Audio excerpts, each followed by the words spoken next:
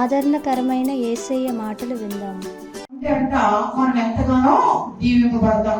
అలాగే చెప్పిన అందరూ ఏంటంటే చూడండి, బైబిల్ వాక్యం ఏమని సెలవిస్తున్నారంటే, చూడండి ఎందుకు దేవుడి యొక్క గుణ లక్షణం మనం కలిగి ఉండాలని అంటే, వాక్యంలో నిర్గమాకాండం 15:11 యెహోవా వేర్పుల్లో నీ వంటి వాడు అంటే ఆయన గుణం ఏంటంటే, దేవుని యొక్క గుణం ఏంటంటే యెహోవా వేర్పుల్లో నీ వంటి వాడు ఎవరు? హల్లెలూయా చెప్తా అందరినీ ఇంకా హల్లెలూయా చెప్తా.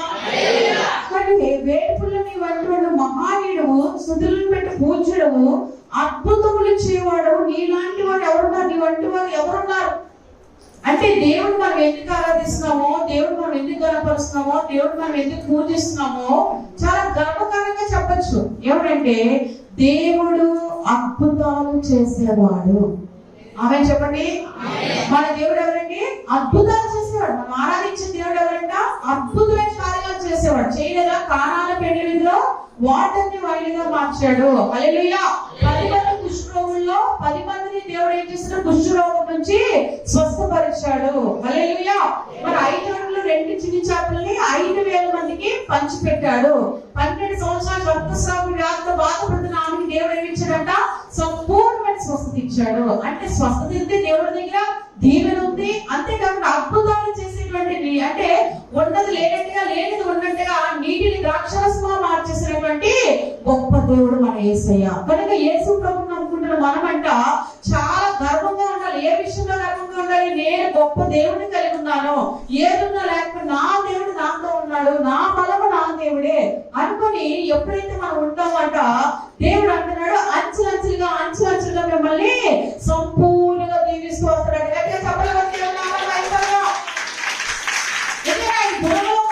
అద్భుతం చేయడమే. ప్రతి ఒక్కరిని ప్రేమించడం, ప్రతి ఒక్కరిని గౌరవించడం, ప్రతి ఒక్కరి కష్టాన్ని గుర్తించడం, ప్రతి ఒక్కరికి కూడా వాళ్ళకి కావాల్సిన అద్భుతం చేయడమే దేవుడు చిత్తం.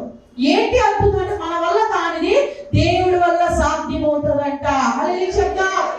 ఏది మన వల్ల కాకపోయినా మీకు ఒకటే చెప్తున్నాను, మీరు మోకరించి ప్రార్థించి దేవుడిని అడిగితే దేవుడు మీ యొక్క కార్యాలన్నీ సిద్ధంగా చేసుకొస్తాడంట. ఎందుకంటే మరి వెంకటేశ్వర బండలను కూడా పిండి చేసే శక్తి ఎవరికి ఉందనంటే జీవం కలిగిన దేవుడికి మాత్రమే ఉన్నది ప్రియులారా. కనుక వాక్యం తెలుసుకుని మీరు అందరూ కూడా అద్భుతాలు చేసే దేవుడు నాతో ఉన్నాడు, ఆయన మనస్తత్వంగా అద్భుతం చేయడం కనుక నేను కూడా అద్భుతాన్ని పొందుకుంటాను. నా దేవుడు నన్ను ఈ రోజులో ఉంచాడంటే రాబోయే రోజుల్లో నా పట్ల గొప్ప కార్యము దేవుడు చేయబోతున్నాడు.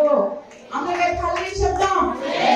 అందుకే అన్నాడు కదా, మరి అక్కడ వాక్యంలో మనం చదివినట్లయితే ఈ అద్భుతాలు చేసి గుణమే కాకుండా అక్కడ మొదటి సమయం 2వ అధ్యాయము 2వ వచనంలో అతను ఏమంటున్నాడంటే, యెహోవా వంటి పరిశుద్ధ దేవుడు ఒక్కడునూ లేడు, నీవు తప్ప మరి ఏ దేవుడు లేడు, మన దేవుని వంటి ఆశ్రయమేమీ లేదు. చూసారా, మన దేవుడు వంటి దేవుడు లేనే లేడు. అతనిలో గొప్ప గుణం ఏంటంటే పరిశుద్ధత.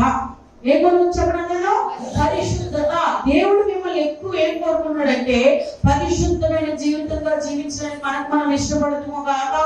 ఎందుకంటే అదే పరిశుద్ధతను కాపాడుకుని యేసేపు దీవింపబడ్డాడు, అదే పరిశుద్ధతను కాపాడుకున్న మరియ దీవింపబడ్డది, అదే పరిశుద్ధతను కాపాడుకున్న అపోస్తలుడైన పౌలు కూడా దీవింపబడ్డాడు ప్రియులారా. హల్లెలూయా. సో మన జీవితాల్లో కూడా పరిశుద్ధత కొరకు ఎల్లవేళలా మనం జీవించి మన ఆయన కొరకు మనం ఎదురు చూచుదుము గాక. అప్పుడు మన జీవితంలో దేవుడు ఏం చేస్తాడంట? బట్టిల్లింప చేస్తాడు. దేనికైనా మనం ఇదవచ్చు కానీ పరిశుద్ధతని ఎప్పుడు మనం కోల్పోకుండా ఉందుము గాక. ఎందుకంటే మన దేవుడు ఏమై ఉన్నాడంట? పరిశుద్ధుడు. అందుకే యెషయా చూస్తే ఆయన గురించి బైబిల్ వాక్యం ఏమని సెలవిస్తున్నాడంటే పరిశుద్ధుడు పరిశుద్ధుడు పరిశుద్ధుడు అని చెప్పి ఎవరు స్తుతిస్తున్నారంటే దేవదూతలు దేవుడిని స్తుతిస్తున్నారంట. కనుక మనం కూడా మన దేవుడిని ఎప్పుడు ఏమని స్తుతించాలి? పరిశుద్ధుడు పరిశుద్ధుడు అని స్తుతించాలి. ఎందుకంటే ఆ పరిశుద్ధత మనం కలిగి ఉన్నామంటే ఎప్పుడు కూడా మన జీవితంలో మచ్చ ముడత డాగు కలంకం లేని సార్వత్రిక సంఘం వలె ఉండి దేవుడి రాజ్యంలో ఎత్తబడతాం పిల్లరా. హల్లెలూయా. మన లైసెన్స్ ఏంటి అంటే పరిశుద్ధత కూడా ఒక భాగమై ఉన్నది. మన జీవితంలో పరిశుద్ధత అనే కోణంలో ఎప్పుడైతే మనం వెళ్తామో మనము దేవుడి రాజ్యానికి సిద్ధపడే విధంగా ఆయన గుణాన్ని కూడా మనం కలిగి ఉందుము గాక. ఆయన అద్భుతం దేవుడు ఎలా చేసేసాడు, అన్న ఆశ్చర్యాలు ఎలా చేసేసాడు అంటే ఆయన అపవిత్రత లేదు కాబట్టి అద్భుతం జరుగుతుంది. అపవిత్రత ఉంటే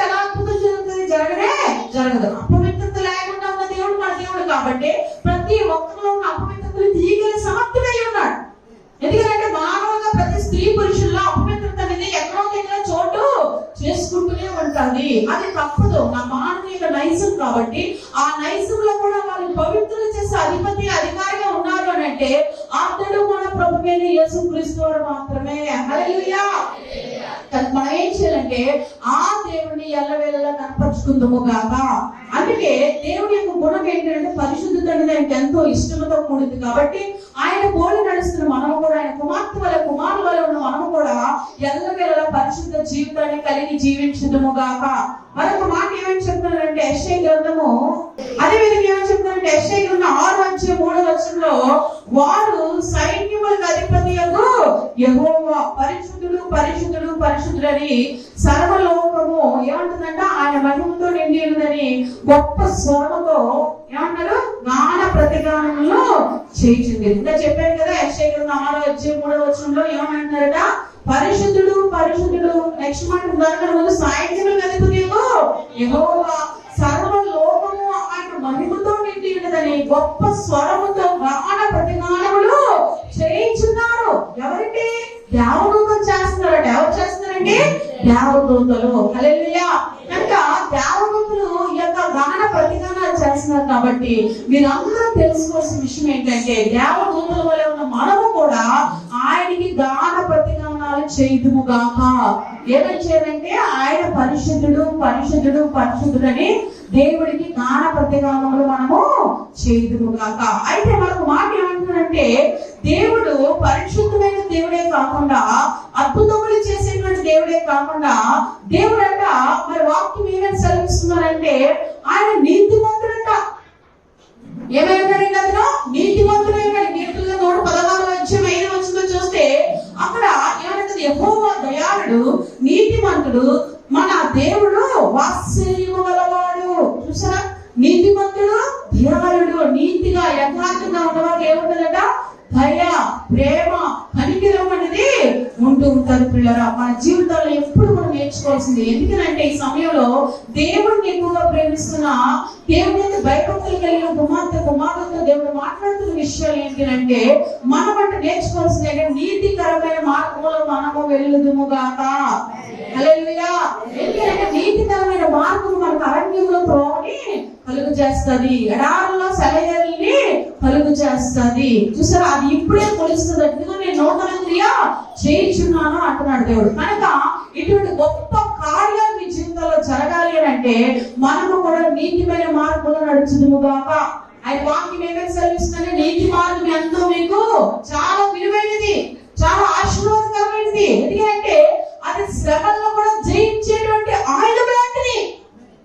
ఈ రోజు మీరు ఏ శ్రమను కలిగి ఉన్నారు, ఏ నిందలు కలిగి ఉన్నారు, ఏ అవమానాలు కలిగి ఉన్నా అది శ్రమగా మీరు భావిస్తున్నారా? ఆర్థిక సమస్యలని శ్రమను మీరు అనుభవిస్తున్నారా? దేవుడు అంటున్నాడు మీరు జీవిస్తున్న నీతి మార్గంలో ఎల్లవెల్లా నడిచి వెళ్ళిపోతే ఒక రోజు దినాన్ని ఆ శ్రమలో ఉన్న కాడంతా దేవుడు విరగొడతాడని చెప్తున్నాడు. యేసు ప్రభువారు విరగొట్టలేదా? సిలువ మరణంలో ఏం చేశారంటే యేసు ప్రభువారు చక్కగా సిలువ మరణాన్ని జయించగలిగాడు. ఆ మరణపాలు ముళ్ళుని విరగొట్టాడు. అమ్మని ఏం చేశారంటే చక్కగా తిరిగి అతను లేచాడు. ఎలా లేచాడో మనము కూడా నీతిమంతుడైన యేసు ప్రభువుని వెంబడిస్తాడంట. మన పక్షుగా దేవుడు ఏం చేస్తాడంటే మనల్ని కూడా లేవనెత్తి సజీవులుగా చేసి ఆయన రాజ్యంలో చేర్చుకుంటాడు. పిల్లరా హల్లెలూయా. సో భూమి మీద ప్రతిదాన్ని ఏదో ఒక దాన్ని ప్రేమిస్తూ ఉంటారు కదా, ఆ ప్రేమించిన దాంట్లో ఏంటంటే నీతికరమైన మార్గము ఉన్న మనము వెళ్ళుదుము గాక కదా. యేసేపు చూసినట్లయితే అతను నీతికరమైన మార్గం కూడా వెళ్ళబట్టే అక్కడ జరిగిన విషయం ఏంటంటే గొప్ప విషయము, పొతిఫర్ భార్య ఎంత ప్రేరేపిస్తున్నా సరే ఇది నాకు నా దేవుడికి విరుద్ధమైన పాపం నేను చెయ్యజాలను. ఎందుకంటే ఆయన ఎవరు వెంబడిస్తున్నాడు? నీతిమంతుడైన దేవుడిని వెంబడిస్తున్నాడు. హల్లెలూయా. నీతిమంతుడైన దేవుడు ఏం చేస్తున్నాడ? మరి గొప్ప గొప్ప కార్యాలు చేస్తాడు కదా. మోషే కూడా తెలుసుకున్నాడు, అయ్యో నేను దేవుడికి అవినీతిగా పాపం చేసిన వాడు అని చెప్పి క్షమాపణ ప్రార్థన చేసినప్పుడు మోషేని దేవుడు ఎన్నుకున్నాడు. కాబట్టి ఆ నీతిమంతుడైన మాటలు విని ముందుకు వెళ్ళాడు. కాబట్టి ఎర్ర సముద్రాన్ని 2 పాయలుగా దేవుడు చీల్చాడు. ఈ రోజు మీ ముందు ఎలాంటి ఎర్ర సముద్రం లాంటి సమస్యలు సుడుగుండాలన్నా సరే దేవుడు సెలవిస్తున్నాడు ఒకనొక రోజు వాటన్నిటి కాడిని నేను వెలగొట్టబోతున్నాను. హల్లెలూయా. ఇది సత్యం అని చెప్తున్నాడు దేవుడు. ఎందుకంటే దేవుడికి అసాధ్యమైంది ఏమీ లేదు ప్రియులారా, ఇది సత్యము అని వాక్యము సెలవిస్తుంది. కాబట్టి మీరు తెలుసుకోవాల్సింది ఏంటంటే ఆ నీతిమంతుడైన దేవుణ్ణి ఎల్లవేళలా మీరు వెంబడించుదురుగాక. మనం కూడా ఏ లక్షణాన్ని కలిగి ఉండాలండి? నీతిమంతుల వల్ల జీవించడానికి మనం ఇష్టపడతాము గాక. ఈ భూమి మీద ఏది స్టాండర్డ్ కాదు, ఏది మనం పట్టుకొని వెళ్ళడానికి అవకాశం లేదు. దేవుడి కృప మాత్రమే మనతో ఉండాలి. ఆ కృప ఉంటే విధంగా మనం ఆ దేవుడిని ఆ నీతిమైన మార్గంలో మనం నడిచి వెళ్ళిపోదుము గాక. ఆమె చెప్తాం, హల్లెలూయా చెప్తాం.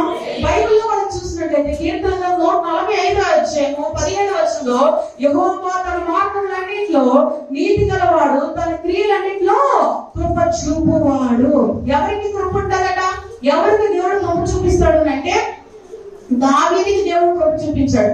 ఎలా దావీదుకి కృప చూపించాడంటే దావీదుకి దేవుడి గురించి అన్ని తెలిసినప్పటికీ కూడా దావీదు ఒక దగ్గర తెలుసో తెలియని పాపం అనేది చేసేసినప్పుడు దేవుడు ఏం చేశాడంటే దావీదుని తృణీకరించలేదు కానీ సౌలులా విడిచిపెట్టలేదు కానీ దేవుడు దావీదు పట్ల కనికరమైన కార్యం చేశాడు. ఏమంటే దావీదు తను వెంబడించే నీతిని ఎప్పుడు విడిచిపెట్టలేదు. కాబట్టి తను చేసిన తప్పులు మన్నించే కృపను దేవుడు అనుగ్రహించి తిరిగి దావీదుకి ఏం చేశాడంటే ఆయన ఉచితమైన కృప చూపించి పోగొట్టుకున్న సంతానాన్ని తిరిగి దేవుడు అనుగ్రహించాడు. సో ఈ రోజు కూడా మీ జీవితంలో ఏది కోల్పోతున్నా సరే యేసు ప్రభు యొక్క మార్గం చెప్తుంది.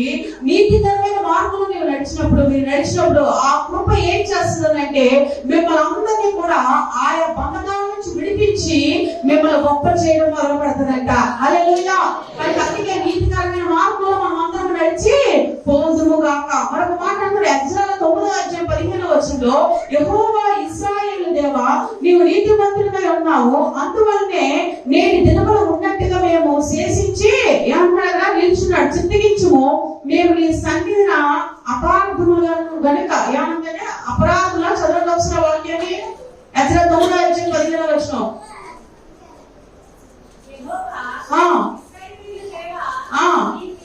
నీవు నీతిమంతుడివై ఉన్నావు, అందువల్లే నేటి దినమున ఉన్నట్టుగా మేము శేషించి నిలుచుచున్నాము, చిత్తగించుము.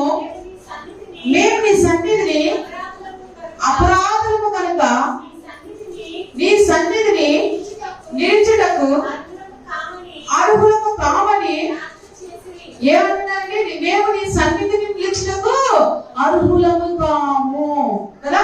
ఈరోజు మనకి ఏం చేశారండి? గర్వించడానికి, అతిశయించడానికి, మనం ఎంత గొప్పవారండి, మనకు మనం అనుకునే నిల్చోడానికి ఏమీ లేదు కదా.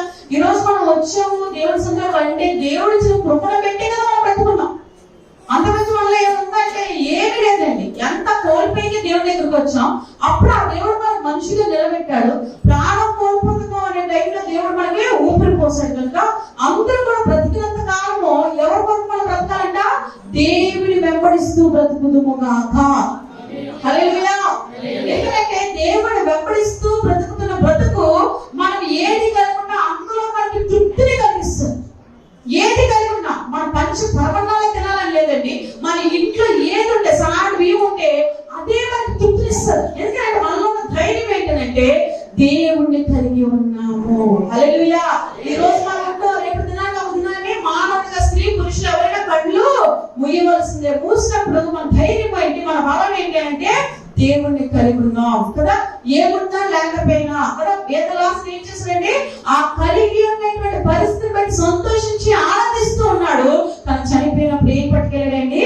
ఆ దేవుడి దగ్గరికి ప్రశాంతంగా వెళ్ళిపోయాడు. అందుకే మన భూమి మీద ఎక్కువ ఆలోచించవలసిన లేదు. యేసు ప్రభువుని నమ్ముకుని మీ అందరికీ కూడా దేవుడు సెలవిస్తున్న మాట ఏంటంటే ఏది మీకు ఉంటుంది, తినడానికి తిండికి కానీ, బట్టకు కానీ, ఉండడానికి నివాసానికి కానీ దేనికి లోటు. ఆరోగ్యం అంటారా? మిమ్మల్ని సరిచేయడానికి కొన్ని అనారోగ్య పరిస్థితులు వచ్చినప్పుడు మరెక్కువగా దేవుడిని మీరు వెంబడిస్తే దేవుడి చేతిలో సమస్త స్వస్థతలు ఉన్నాయి. ఏమంటారు? కుంటివాడిని దేవుడు బాగుపరిచిన బైబిల్ చదువుతున్నాం, పుట్టివాడిని దేవుడు స్వస్థపరిచిన బైబిల్ చదువుతున్నాం, నడుము నొప్పితో ఉన్న వాళ్ళ దేవుడు ముట్టుకొని స్వస్థపరిచిన దేవుడు చెప్తున్నాం. అన్ని రకాలుగా దేవుడి దగ్గర స్వస్థత ఉన్నాయి కదా. ఎవరి కుష్ఠ రోగులను కూడా దేవుడు స్వస్థపరిచాడు. జ్వరంతో పీడింపబడుతున్న వాళ్ళని దేవుడు స్వస్థపరిచాడు. దురాత్మతో పీడింపబడుతున్న వాళ్ళని దేవుడు స్వస్థపరిచాడు. సో ఈ రోజు దేవుడు మీకు ఏ స్వస్థత కావాలంటే ఆ స్వస్థత ఇవ్వడానికి దేవుడు సిద్ధంగా ఉన్నాడంట. హల్లెలూయా. మనమే పొందుకోవాలంటే ఏ రకంగా ఉంటే స్వస్థత నేను పొందుకుంటానో కరుణా కటాక్షం నా మీద ఉన్నట్టుగా నిన్ను వెంబడించే కృప నాకు దయచేయ ప్రభు అని మన దేవుడిని నిత్యం అడుగుతూ ఉంటే ఆ కరుణ మీ మీదకి వచ్చినప్పుడు, ఆ దయ మీ మీదకి వచ్చినప్పుడు మీకు సంపూర్ణ స్వస్థత దేవుడు ఇవ్వబోతున్నాడు. యెహోవా ఇశ్రాయేలు దేవా, నీవు నీతిమంతుడై ఉన్నావు, అందువల్ల నేటి దినములు ఉన్నట్టుగా మేము ఏమన్నా శేషించి నిలుచున్నాము, చిత్తగించుము. మేము నీ సన్నిధిని అపరాధులను కనుక నీ సన్నిధి నిలుచుటకు అర్హులము కామని ప్రార్థన చేసితిని. చూసారా, అలాగా మనం చేసిన ప్రార్థనలే. ఇప్పుడు ఒక అధికారి దగ్గరికి ఒక సహాయాన్ని వేడుకున్నాం అనుకోండి, ఒక ఉద్యోగం వచ్చి, వ్యాపారం వచ్చి, ఇంకేదైనా అవ్వచ్చు. అడిగేటప్పుడు అక్కడ ఏం చెప్తున్నాడంటే, ఏంటి ఎవరి కోసం ఎవరండి, ఎందుకు ఎవరండి, మీరు ఎవరు కదండి, ఎవరేంటండి, మరి నేను ఎందుకు వస్తానండి అలా అన్నాం అనుకోండి, ఇచ్చాక కూడా ఏం చేస్తాడండి, రెండు రోజులు ఆలస్యం చేస్తాడు. నేను అడిగే విధానం బాగోలేదు, నీ మాట బాగోలేదు అనేసి. అదే ప్రభు అన్నట్టుగా, సార్ మీరు ఎలాగైనా చూడండి, మేడం మీరు ఎలాగైనా చూడండి, ఎలాగైనా మీరే చేయగలరు, ఎవరు చేస్తారు చెప్పండి అనే విధంగా కొంతమంది మాట్లాడుతూ ఉంటారు. మాట్లాడినప్పుడు మాటల్లో ఏమొస్తుంది, వీళ్ళు కనికరం వస్తుంది. కనికరం వచ్చి వెంటనే వెలగిన పాపం నాకు చాలా ప్లెజెంట్ గా చెప్తున్నారు, చాలా రిక్వెస్ట్ గా చెప్తున్నారు, చాలా హంబల్ గా చెప్తున్నారు, నా చేతనైతే నేను వీళ్ళకి ఎలాగైనా సాయం చేయాలనుకునే నిర్ణయానికి వస్తారంట. అలాగే ఇక్కడ ఏమంటున్నారంటే, వారు తగ్గించుకుని ప్రార్థన చేస్తారు. ఏమనంటే, మేము నీ సన్నిధి ఎలా ఉన్నాడ, అపరాధులు నీ సన్నిధి నిలిచిన అర్హత కూడా నాకు లేదు. అలాగే చెప్పడం అంతగా మనం తగ్గించుకొని ఎవరు చేస్తారు చెప్పండి ప్రార్థన. సుంకరం చేశాడు కదా, పరిశీలన సుంకర ప్రార్థనలో ఎవరు ప్రార్థన దేవుడు అంగీకరించాడు, సుంకర ప్రార్థన దేవుడు అంగీకరించాడు. పాపిడి ప్రభు, అర్హత లేని వాడిని నా వారిని సన్నిధి చేసినట్టు అర్హత లేని వాడిని ప్రభు. హల్లెలూయా. కానీ పరిశీలన ఎంత ప్రార్థన ప్రభు, అంత గొప్పగా ఎంత గొప్పగా ఎందుకు ఉపయోగండి, స్తోత్రం కలుగుగాక. అందుకే మనం ఎదిగిన కొద్ది ఒదిగే వరకు ఉన్నట్టుగా అంత వరకు మనం ఆ దేవుణ్ణి సంపూర్ణంగా వెంబడించదుము గాక. గట్టిగా ఆమేన్ చెప్దాం. దేవుడి యొక్క గుణములు, ఒకటి పరిశుద్ధత గురించి తెలుసుకున్నాం, రెండోది నీతిమంతమైనటువంటి నీతితో కూడిన జీవితం గురించి తెలుసుకున్నాం, మూడోది ఏంటంటే యేసు ప్రభునంట ఈ యొక్క లక్షణాలు ప్రేమ స్వరూపి. ఎవరంటే అతను దేవుడు ప్రేమ స్వరూపి అంటే 1 యోహాను 4:8-16 మనం ధ్యానించినట్లయితే అక్కడ ఏమనుందో చదువుదాం. 1 యోహాను 4:8-10 చదువుదాం. దేవుడు ప్రేమ ఉన్నాడు, ప్రేమ లేనివాడు ఏమన్నాడండి, దేవుని ఎరుగడు. సో మళ్ళీ ఏముండాలి చెప్పండి అందరూ, దేవుడు ప్రేమ ఉన్నాడు. సో మళ్ళీ ఏముండాలి, ప్రేమ ఉండాలి. మళ్ళీ చెప్తాం, ఎప్పుడు క్రీస్తు ప్రేమను కలిగి జీవించుకుందాము గాక. మళ్ళీ సహనం ఉండాలి, ఓర్పు ఉండాలి కదా, సహించే తత్వం ఉండాలి, ప్రేమించే గుణం ఉండాలి. చెడు చేస్తున్న వాళ్ళు చూసినప్పుడు ఎంతో వేదన కలిగిపోతూ ఉంటది, అయినా సరే సర్దుకుపోయే మనస్తత్వం మనలో ఉండును గాక. హల్లెలూయా. అవునా, సర్దుకుపోయే మనస్తత్వం అంటే దమ్ముడు చేతి తాళాలు నేను చెప్పట్లేదు. హల్లెలూయా. సర్దుకుపోయే మనస్తత్వం అంటే పగలు ద్వేషాలు కక్షలు ఉంచకుండా జాగ్రత్తగా ఉంటూ ఇక మీద నుంచి మన సమాధానాన్ని కాపాడుకుంటూ ముందుకి వెళ్ళిపోదుము గాక. హల్లెలూయా చెప్తాం. అందుకే అటువంటి ప్రేమను కలిగి మీరు ఉండాలి. 16వ వచనం ఏమంటాడంటే, మన ఎడల దేవుడికి ఉన్న ప్రేమ మనం ఎరిగిన వారమై, తర్వాత ఏమంటారండి, దాన్ని నమ్ముకొని ఉన్నాము, దేవుడు వాని యందు నిలిచి ఉన్నాడు. మన ఎడల దేవుడికి ఉన్న ప్రేమ మనం ఎరిగిన వారమై. దేవుడు మనల్ని ప్రేమిస్తున్నాడు. గమనించుకోండి, దేవుడు మిమ్మల్ని ప్రేమిస్తున్నాడు, దేవుడు నన్ను ప్రేమిస్తున్నాడు, దేవుడు మనందరినీ ప్రేమిస్తున్నాడు. ఎంతగా ప్రేమిస్తున్నాడు అంటే తన ప్రాణం ఇచ్చినంత గొప్పగా దేవుడు మనల్ని ప్రేమిస్తున్నాడు. హల్లెలూయా. ఒక వాక్యం తెలుసుకుని మన అందరం కూడా దేవుడు ప్రేమ ఉన్నాడు కనుక మనం ఆ ప్రేమతో ముందుకి సాగిపోదుము గాక. కానీ ఈరోజు చాలా మంది కొన్ని ప్రేమలకి గురైపోతున్నారు కదా. తన స్నేహితులంటే ప్రాణం అనుకోండి, వాళ్ళు ఎక్కడికో చెడు మార్గంలో నడిపిస్తే ఆ ప్రేమకు గురైపోయి ఆ స్నేహితులతో కలిసి ముందుకు వెళ్ళిపోతూ ఆ చెడు మార్గంలో వచ్చిన నష్టాన్ని రాబోయే కాలంలో చూడడానికి ఇష్టపడుతున్నారు. కానీ ఇది దేవుడికి ఇష్టం లేని మార్గం, కానీ విడిచిపెడతాను ఆలోచన మాత్రం వాళ్ళలో జరగట్లేదు. సో అలా ఉండకూడదు. మనం ఇప్పుడు ఏం చేయాలంటే దేవుడికి ఇష్టం లేని ఏదైనా మనం జాగ్రత్తగా కాపాడుకుందాము గాక కదా. మన ప్రతి విషయంలో వాక్యాలు పెట్టాము, ప్రతి విషయంలో మనం చూసాం. ఎవరి విషయంలో చూసాం, తెలివిగా ఎవరు సంసోను మధ్యలో ప్రేమ బంధాన్ని మనం చూసాం. ఆ ప్రేమ బంధం ఎంత గొప్పది తెలుసా, ఆ ప్రేమ బంధం ఎంత గొప్పది అంటే కరెక్ట్ గా ఏం జరిగిందంటే మరి అప్పగించే సమయం వచ్చినప్పుడు ఆ సొమ్ము కబురైపోయింది, కానీ ఇన్నాళ్ళు తనతో లాలన పాలన చేసిన సంసోనికి మాత్రం ఈడు చేసుకుని వెళ్ళిపోయింది. చూసారా, తన బలమంతా ఆ ప్రేమతోనే తీసేసింది. బైబిల్లో వాక్యం మీకు చెప్తాను, ఎంత బలవంతుడు, ఎంత ఫిలిస్తీన్ని జయించినవాడు కూడా ఆ మానవుల యొక్క ప్రేమకు లోబడ్డాడు, తన జీవితాన్ని నష్టపరుచుకున్నాడు పిల్లలు కదా. చాలా మంది ఇటువంటి ప్రేమలో మరి భయంకరమైనటువంటి ప్రేమలో కదా. అందుకే చెప్తాం, వివాహం అయ్యాక ఒక భార్య భర్తగా ఒకరికొకరు కట్టుబడి ఉంటాడు, కానీ వేరొక స్త్రీ పురుషులతో వేరొక ఆలోచనలో కూడా ఎప్పుడు మనం ఉండకూడదు. ఎందుకంటే మీ కుటుంబాన్ని, మీ ఇంటిని దుష్టుడు పాడు చేస్తాడు కనుక దానికి ఛాన్స్ మనం ఎప్పుడు ఇవ్వకూడదు. ఎవరైనా ఇవ్వకూడదు, ఎవరైనా ఇవ్వకూడదు. మళ్ళీ చెప్పండి హల్లెలూయా. ఒక అలాగే ఇద్దరు ప్రేమించుకున్నారంట, బాగా అబ్బాయి అబ్బాయి బాగా ప్రేమించుకున్నారట. ఎంతంటే నువ్వు లేకపోతే నేను ఉండలేదు, నేను లేకపోతే నువ్వు ఉండలేము అన్నారట. అనుకోకుండా ఒక సడన్ గా ప్రమాదం ఒక రోడ్డు మీద వెళ్తుండగా జరుగుతుంటే ఆ ప్రమాదంలోని ఒక అతను ఎదురయ్యి అక్కడ అంటాడు, నేను ఎవరినో ఒక్కనే రక్షించగలను అని అన్నప్పుడు ఈ ప్రేమించుకున్న వాళ్ళు ఎంతో ఉంటారట. ఉన్నప్పుడు ఈ అబ్బాయి ఆ అమ్మాయి ఉండేటప్పుడు ఈ అమ్మాయి ఏం చేస్తుందంటే ఎవరినో ఒక్కనే రక్షించాలంటే వెంటనే ఈ అబ్బాయిని విడిచిపెట్టి పారిపోయిందంట. అదే ఎంతగానో ప్రేమించుకో చస్తే ఎంతో చచ్చిపోవాలి ప్రేమలో. అల్లి చెప్పండి అంతేనా? ప్రేమ అంటే ఏంటంటే చస్తే ఎంతనే చచ్చిపోవాలి. దేవుడి ప్రేమ ఎంత గొప్పది చెప్పండి. దేవుడి ప్రేమ ఎంత గొప్పదంటే నేను మీ కొరకు చనిపోయి తిరిగి లేచి నేను ఎక్కడ ఉంటున్నానో అక్కడికి మిమ్మల్ని తీసుకెళ్ళబోతున్నాను. గట్టిగా చెప్పండి. ఎంత గొప్ప ప్రేమ అది. నేను అక్కడికి మిమ్మల్ని తీసుకువెళ్తాను. అందుకే దీనికి శిలువ మరణం అవసరం. అంటే మీ కొరకు నేను చనిపోవడానికి కూడా సిద్ధమైపోయాను. హల్లెలూయా చెప్దాం. మీ కొరకు ఏం చేయడానికి ఇష్టపడ్డాను? చనిపోవడానికి సిద్ధమవుతున్నా. అదే నీ ప్రేమ అంటే, అది యేసు ప్రభు ప్రేమ అంటే. అందుకే ఆ ప్రేమ మనం కలిగి ఉన్నాం. మనల్ని ప్రేమిస్తున్నాను. అంతకు మించిన ప్రేమ భూమి మీద ఏమీ లేదు కనుక మీలో ఎవరు ఏ ప్రేమను కోల్పోయినా మీరు గుండె ధైర్యం తెచ్చుకోండి. నా దేవుని ప్రేమ నాతో ఉంది. ఏ ప్రేమ లేకపోయినా నా దేవుని ప్రేమ నాకు శాశ్వతమైనది. అంటే దేవుని వాక్యం ఏమని చెప్తుందంటే శాశ్వతమైన ప్రేమతో నేను నిన్ను ప్రేమించు, విడువకని ఎడల చూపించు. అటువంటి ప్రేమ కలిగిన దేవుడు మనం కలిగి ఉన్నాం కనుక ఏ ప్రేమను కోల్పోయడానికి కృంగిపోవడం అవసరం లేదు.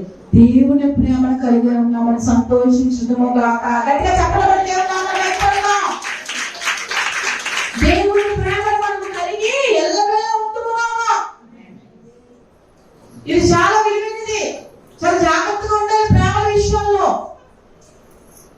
ఆమె చెప్తాం, హల్లెలూయా చెప్తాం కదా. అందుకే వాక్యం సెలవిస్తుంది, దేవుడి ప్రేమను ఎప్పుడు మీరు భార్య భర్తలైనా ఎవరైనా సరే క్రీస్తుయందు బంధం కలిగి ఉండండి. ఆ బంధం వాళ్ళ చిరకాలమైన రాజ్యం మనల్ని చేర్చును గాక. ఇంకా గట్టిగా ఆమె చెప్దాం.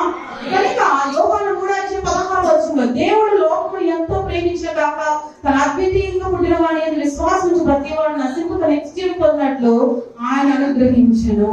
ఎందుకంటే దేవుడు మొదట కొరింది 1:9 అంటున్నాడు, ఆయన నమ్మదగిన వాడు. ఎందుకంటే ఆయన ప్రేమ కల్మషం లేదనంటే ఆయన నమ్మదగిన వాడు. భూమి మీద ఇప్పటి వరకు నేను పరిచయం చేస్తానంటే ఎన్నో ప్రేమలు చూశాను. ఎన్నో అంటే ఒక్కొక్కరు పద్ధతుల్లో చూశాను. కానీ నేను తెలుసుకుంది ఏంటంటే దేవుడికి మించిన ప్రేమ ఇంకోటి లేదు. ఆ ప్రేమని నేను కట్టుబడి జీవించాలి. ఆ ప్రేమ కట్టుబడి జీవించినప్పుడు మన వ్యక్తిత్వంలో ఎన్ని ఒడిదడుగులు వస్తున్నా దేవుడు తప్పి వేరే దారి లేదు అనే నిర్ణయమై మన జీవితాల ముందుకి నడిపిస్తుంది. అలా ఎంతో మంది వారి జీవితాన్ని వారు కట్టుకున్నారు. స్త్రీలు అవ్వచ్చు, పురుషులు అవ్వచ్చు, ఒంటరిగా ఉన్న వాళ్ళు అవ్వచ్చు, విడవబడిన వారు అవ్వచ్చు, మోసపోయిన వారు అవ్వచ్చు. దేవుడి ప్రేమ కనుక ఆయన ప్రేమను ఎప్పుడు మీరు విడిచిపెట్టకుండా ఆయన మీరు వెంబడించుదురు కాక. దేవుడి కోసం నిందింపబడుతున్నారా? మంచిదే. దేవుడి కోసం శోధింపబడుతున్నారా? మంచిదే. దేవుడు పెట్టి మిమ్మల్ని ఇంకా చులకనగా చూస్తున్నారా? మంచిదే. మీరు రాబోయే రోజుల్లో గొప్పగా దేవుడు మిమ్మల్ని దీవించబోతున్నాడు.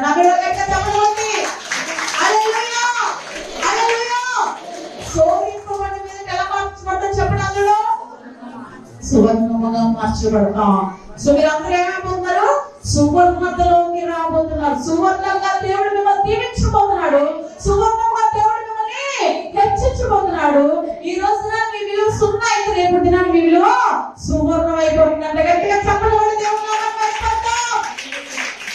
ఎందుకంటే ఆ నీతిమంతుడైన దేవుడు మీకు ఎల్లవెల్ల తోడు నీడగా ఉండును గాక. యేసేపు జీవితంలో ఎంత శోధింపబడ్డాడో, పరిశుద్ధత నిమిత్తం ఎంత శిక్షింపబడ్డాడో, ఆ దేవుడు వెంబడించే విషయం ఎంత నీతిగా జీవించాడో, తన యజమాని దగ్గర ఎంత నమ్మకంగా ఉన్నాడో దేవుడు చూశాడు. పిల్లల మనుషులు చూసిన దానికి శిక్ష, దేవుడు చూసిన దానికి గెలిచేదాన్ని ఇచ్చాడు దేవుడు. సో మన మనిషి యొక్క ప్రేమ మమకారం కోల్పోతున్న పాపంలో జారిపోకూడదు, నిలబడాలని చెప్పి ఆలోచన కలిగి దేవుడు వైపు చూస్తే ఈ రోజు మనం తింటిన వల్ల రేపు పొగిడే దినాలు రాబోతున్నాయంటే మన నీతి, మన యథార్థత, మన మంచితనము, మన ఖచ్చితమైన జీవితము జీవం కలిగిన దేవుడు చూస్తున్నాడు.